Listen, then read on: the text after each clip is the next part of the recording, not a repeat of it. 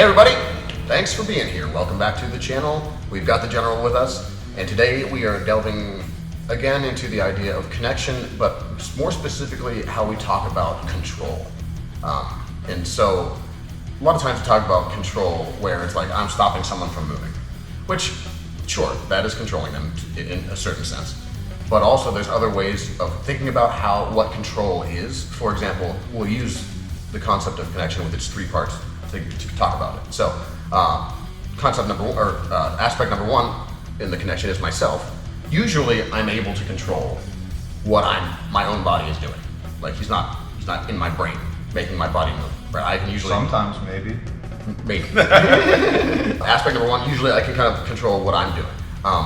Number two, the connection between myself and my partner. Now I may or may not be able to control what Mike is doing.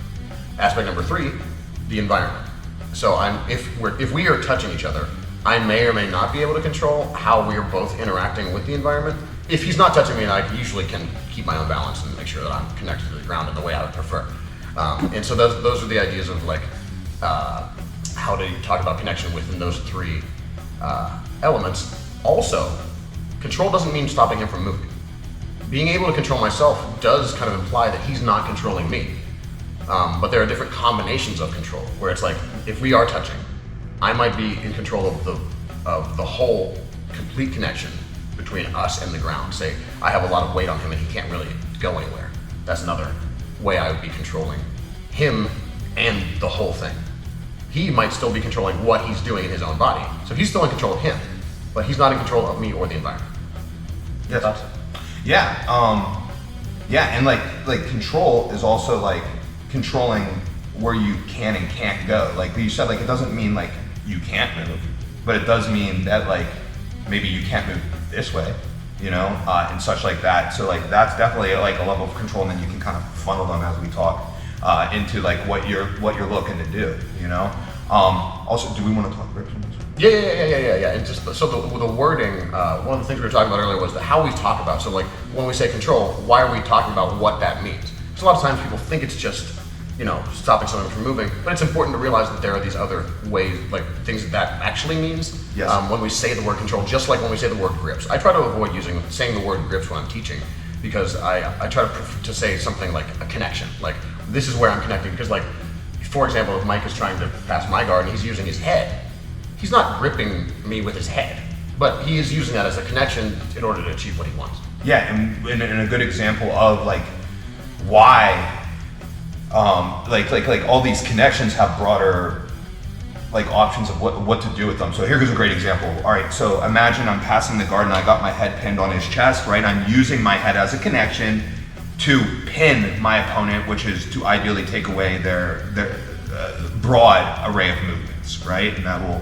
likely lead me or give me the better chance of passing the guard, right? Whereas like in the same, so that's something that like happened today. In the same instance, something that happened is like I'm on Jared's back and he uses his head, right, to drive a wedge, but to create that connection to the mat, driving a wedge between my head and the mat, giving him his pathway out, creating motion, right? So like it's not like, oh, like when I use the head, it's always to like pin or it's always to push, right? It could be to create space, it could be to eliminate space, it could be to pin, it could be to move something, it could be to block, you know, like block you from, if I put my head next to your head when I'm on top and mount, maybe I don't want you to like bridge that way, so my head's kind of blocking like that as well. So like all these connections, like it's like the connections like this, and like they could do this or that or this or that, you know, depending on what is desired and needed.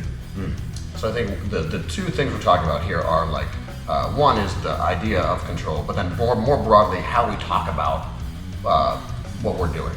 Because it's really important, I think, to use language that is not confusing to people who don't know what's going on. So if I say grips, it puts the visual image in your mind of like using your hand to grip onto something. And especially in the gi, a lot of people they waste a lot of energy they just grab onto some grips that they don't need.